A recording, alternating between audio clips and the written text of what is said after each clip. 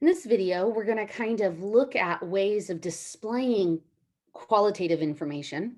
Now, this particular question says a statistics professor collects information about classification of her students as a freshman, sophomore, juniors, seniors, and it's summarized in the pie chart. What type of data is this? Well, I just kind of gave it away. This is qualitative data because we're talking about data that is non-numerical. All right. Non-numerical. So this would be kind of a way of showing the breakdown. So clearly in this particular class, the majority of the class is freshmen, right? And so halfway for the pie chart, let's see if this will let me draw on it. Yes, that's the halfway point. So more than half of the class is freshmen, but less than 3/4, right? That'd be 3/4 of the class. So the next big group is sophomores. We see quite a few sophomores in the class, and then smaller and smaller junior and senior, because they're hoping that by the time somebody's a senior, they're on to other important classes that they need for their education and haven't saved their math to the very end. So a pie chart is kind of one of the types of representations we have for qualitative data. All right, so in this particular example, they're showing for two different schools the full-time and part-time student breakdown. Now, as we can see, at the De Anza College, the full-time, part-time breakdown, it's not too far apart. We definitely have more part-time students than full-time students. They have a very large campus, 22,000 students total, all right? But when I look at the Foothill College, I notice that it's even bigger difference between full-time and part-time. Very few full-time, far majority part-time at that particular school. And it is a little bit smaller of a college. So the types of data we'll look at for these types of displays are pie charts and bar graphs. Those are the big two when we're doing qualitative data.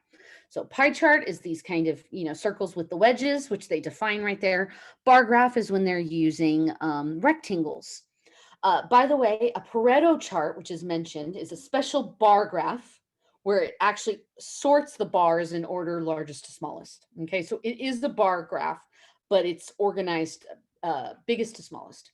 Okay, so they organize the data here as pie charts just for comparison, but then they organized it as a bar graph as well. They call these a side-by-side vertical bar graph. Let me write that down. Side-by-side vertical bar graph. All right. They do have horizontal bar graphs. Obviously, that means the rectangles are lying horizontally instead. And then the side by side talks about the comparison between the two colleges, the full-time for the schools versus the part-time, as well as the two colleges side by side, that information. Okay. And it kind of, the question kind of goes, which is better, right? Like, what's the better data to display this as?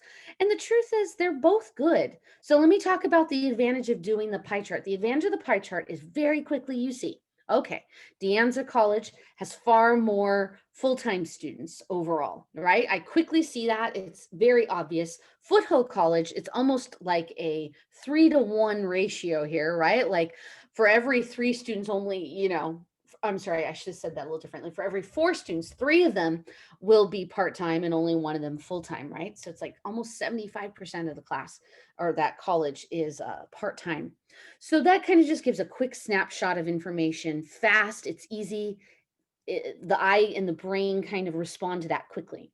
The advantage of the bar graph is that we see the information of the data kind of sitting there in front of us, all right? And that's what makes it a bit of an advantage. So we can tell that the numbers of data based on this information, and then we could calculate the percentages from here.